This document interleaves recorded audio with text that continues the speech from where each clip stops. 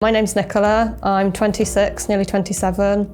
I'm currently volunteering at Siawns Teg and I'm hoping to be a full-time employee come September. Before Siawns Teg, I'd just come out of a difficult relationship. I'd got referred by another counselling service. I was at an all-time low, I wouldn't even leave the house. In the past, I was working. Now I've got epilepsy, so my hours were all over the place, so I was having seizures all the time. The difficult life going on at home, it just made me really unwell, and I ended up, unfortunately, losing that job. Hi, my name's Claire Brick and I work for Siawns Teg in Newtown in Powys. Through EU funds, the Active Inclusion Project has allowed us to work with a lot of 16 to 24-year-olds in Newtown and also across Powys and help them to get closer to the job market. Nichola was first referred to us just over 3 years ago from another agency in Newtown.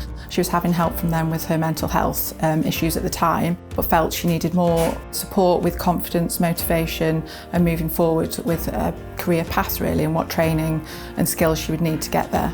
Nicola's like a different person. I mean, the first few times she came to see us, she was very upset, often very tired, very pale, was sort of struggling a little bit. But now she's, got that confidence. She works as a volunteer with participants on the new projects, and she's just amazing with them, really. Without the support of Siawns Teg, I think I'd still be that same person I was 4 years ago. The more I got speaking to Claire, the more I realised the qualities that I've got in myself. I'm determined that I want to be a support worker. If I do it within the next 5 years or it takes me the next 15 years, I'm determined that I'm going to go down this path.